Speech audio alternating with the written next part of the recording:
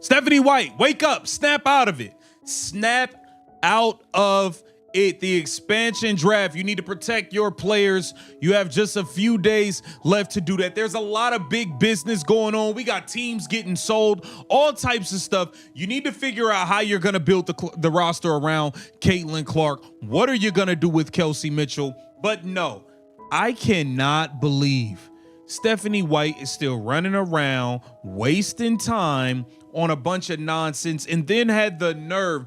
Game 5, 3.1 seconds. History made. Face screaming in fear. The game was tight from the very beginning. Every possession a test of skill, focus, and strategy.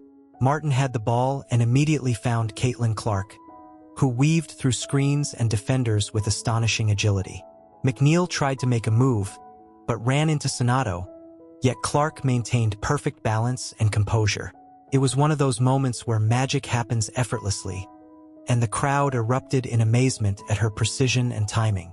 Every pass, every pivot, Okay, Caitlin Clark, the return of the GOAT in year 3, coming back to win the MVP and the WNBA title. Yes, that is what she is coming back to do. Now, we had a bunch of hiccups and mental blunders last offseason. Stephanie White, Kelly Krauskopf, Amber Cox. You guys went and got Dewana the Scammer Bonner, who ran off with the money. And let's be real, Stephanie White, you never even fully addressed that problem. You tried to sweep the Dewana Bonner situation under the rug and say nothing about it. Step seemed calculated yet spontaneous, the kind of brilliance that defines a legendary athlete. Gray brought the ball in, scanning the court with complete focus. She passed it to Wilson, who drove fearlessly toward the hoop. With mere seconds left, Wilson executed a flawless fadeaway, putting the Aces ahead by 2 points. 2 defenders tried to stop her, but her control, footwork, and timing made every obstacle irrelevant. Fans were on the edge of their seats as she dribbled left, spun back, and released a shot that seemed impossible, yet it went in cleanly. The arena roared, applause echoing as everyone realized they had just witnessed a moment of sheer brilliance. The Sparks, however, refused to back down. They pushed forward relentlessly, coordinating screens, passing strategically.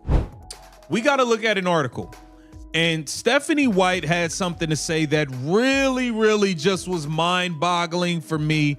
It was a real head scratcher all the way around, and we've got to dive into it. This is courtesy of Sports Illustrated, Grant Young, okay?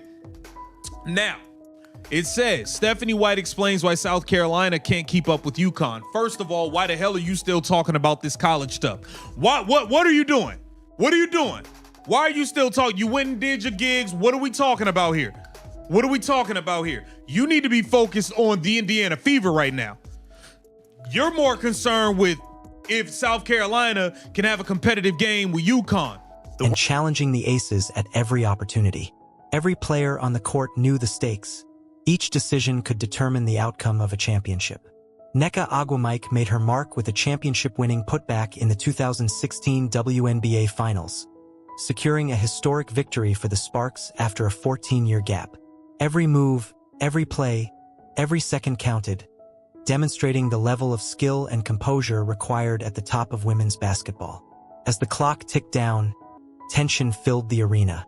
Gray's leadership and Wilson's precision were unmatched, showing how teamwork and practice translate into clutch performances. Fans could hardly breathe as each shot, each drive. From that moment forward, it became increasingly clear that the offense looked different when she was controlling it. Defenses reacted accordingly. Opposing teams began